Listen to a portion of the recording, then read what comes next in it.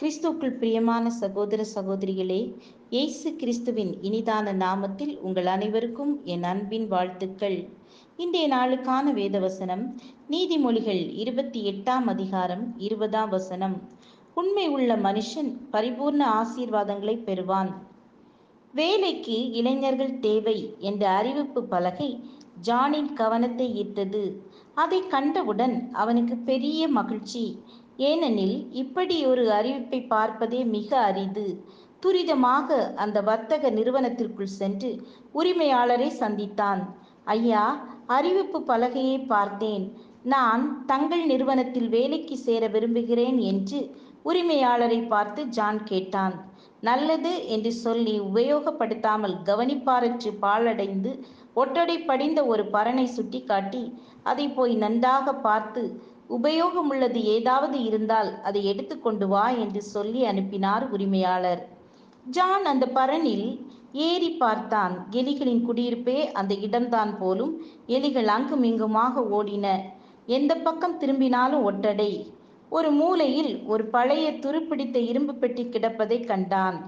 அதை திறந்து பார்த்தான். கரப்பான் பூச்சிகள் அங்கிருந்து வெளியே வந்தன.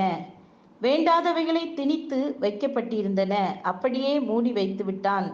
உபயோகமாகும் என்று சொல்வதற்கான ஒரு பொருளும் அங்கில்லை. அவன் அழுக்கடைந்ததுதான் மிச்சம். உரிமையாளரிடம் திரும்பினான் ஜான். ஐயா, உபயோகமானது ஒன்றுமே இல்லை என்றான் ஜான். அப்படியானால் நீ போகலாம். உனக்கு வேலை இல்லை என்று உரிமையாளர் சொல்லிவிட்டார். ஜான் மிகுந்த சோகத்தோடு வீடு திரும்பினான். அதே அறிவிப்பு பலகை பீட்டரின் பார்வையும் ஈர்த்தது. உரிமையாளரை போய் சந்தித்தான். உரிமையாளர் ஜானிடம் என்ன சொன்னாரோ அதையே சொல்லி பீட்டரை அந்த பரனுக்கு அனுப்பி வைத்தார். பரனில் ஏறி பார்த்தான். எலிகளும் கரப்பான் பூச்சிகளும் தான் அவனை வரவேற்றன. பாழடைந்து கிடந்த இடத்தில் பழைய இரும்பு பெட்டியை கண்டான். திறந்து பார்த்தான். வேண்டாதவைகளெல்லாம் திணித்து வைத்திருப்பதை கண்டான். எனினும் மிகுந்த பொறுமையோடு ஒவ்வொன்றாக எடுத்து பிரித்து உதறி பார்த்தான். கடைசியாக அடியிலிருந்து ஒரு பழைய பேப்பர் மடிப்பில் ரூபாய் 500 நோட்டு இருந்ததை கண்டு மகிழ்ச்சி அடைந்தான். அதை எடுத்துக்கொண்டு உரிமையாளரிடம் திரும்பினான். ஐயா, அந்த பழைய இரும்பு பெட்டியின் அடியில் உள்ள ஒரு பழைய பேப்பர்களுக்குள் 500 ரூபாய் நோட்டு ஒன்றிருந்ததை கண்டுபிடித்தேன் என்று உரிமையாளரிடம் ஒப்புவித்தான். உரிமையாளருக்கு பீட்டர் மீது மிகுந்த நம்பிக்கை உருவாயிற்று. கொஞ்சத்தில் உண்மை உள்ளவனாயிருந்தாய், நீ நிச்சயமாக அநேகத்திலும் உண்மை உள்ளவனாயிருப்பாய். கொஞ்சத்தில் அநீதி உள்ளவன் அநேகத்தில் அநீதி உள்ளவனாயிருப்பான் என்று சொல்லி உரிமையாளர் அவனை வேலைக்கு அமர்த்தி கொண்டார். பீட்டர் தான் கண்டெடுத்த ரூபாய் 500 நோட்டை உரிமையாளரிடம் ஒப்புவித்தான் என்பது மாத்திரமல்ல, கொடுக்கப்பட்ட வேலையில் உண்மையுள்ளவனாயிருந்தான். அதை அவன் பொறுமையோடும் விடாமுயற்சியோடும் அந்த பரனை சோதித்து பார்த்தான். அவன் கண்ணில்தான் அந்த ரூபாய் நோட்டு பட்டது. அவனது உண்மையும் விடாமுயற்சியும் அவனுக்கு பிரதிபலனை கொடுத்தது. உண்மை உள்ள மனுஷன் பரிபூர்ண ஆசீர்வாதங்களை பெறுமான். பெருமை உள்ளவனை பார்க்கிலும் பொறுமை உள்ளவன் உத்தமன்.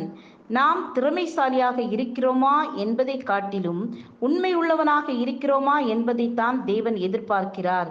ராஜ குலத்தையோ அல்லது துரைமார் குலத்தையோ சேர்ந்த தானியேல் தனது 17வது வயதில் இஸ்ரவேல் நாட்டிலிருந்து பாபிலோனில் நேபுகாத் நேச்சாரின் அரண்மனைக்கு அடிமையாக கொண்டு செல்லப்பட்டவன். ஆனாலும் எந்த மாசும் அணுகாமல் தன்னை காத்து கொண்டான். ஏனெனில் அவன் தேவனுக்கு உண்மையுள்ளவனாயிருந்தான். ராஜாவாகிய நேபுகாத் நேச்சாருக்கு உண்மையுள்ளவனாயிருந்தான். தரியு ராஜா சிங்கத்தின் கெபியில் போடப்பட்ட தானியேலிடம் பேசும்போது, சிங்கங்கள் என்னை சேதப்படுத்தாதபடிக்கு தேவன் தம்முடைய தூதனை அனுப்பி அவைகளின் வாயை கட்டி போட்டார். அதேனென்றால் அவருக்கு முன்பாக நான் குற்றமற்றவனாய் காணப்பட்டேன். ராஜாவாகிய உமக்கு முன்பாகவும் நான் நீதிகேடு செய்ததில்லை என்றான். தானியேலின் உண்மைதான் அவனை பாபிலோன் சாம்ராஜ்யத்தில் அதிபதியாக உயர்த்திற்று. நேபுகாத் நேச்சாரும் மற்றவர்களும் தானியேலின் உண்மை நிமித்தம் இஸ்ரவேலின் தேவனை விளங்கி கொண்டனர். யோசேப்பின் உண்மைதான் அவனை எகிப்தின் அதிபதியாக உயர்த்தியது என்பதை அவன் மாத்திரமல்ல, அவனோடு இந்த மற்றவர்களும் கண்டுகொண்டனர். யோசேப்பின் உண்மை நிமித்தம் எகிப்தியர் இஸ்ரவேலின் தேவனை விளங்கி கொண்டனர்.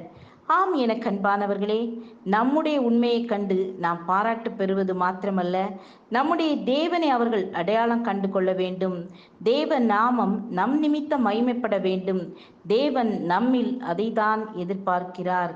ஜெபிப்போம். ஆவியானவரே, உமக்கு ஸ்தோத்திரம். உண்மையான காரியங்களை நடப்பிக்க உதவி செய்ங்க. எங்கள் வேலையில், எங்கள் வீட்டில், எங்கள் அலுவலகத்தில் உண்மையாயிருக்க உதவி செய்ங்க. உண்மை உள்ள மனுஷன் பரிபூர்ண ஆசீர்வாதங்களை பெறுவான் என்று சொல்லியிருக்கீங்க. அதுபோல நாங்களும் எல்லா காரியத்திலேயும் உண்மையுடன் இருக்க உதவி செய்யுங்க. இயேசுவின் நாமத்தில் பிதாவே, ஆமேன், ஆமேன். God bless you.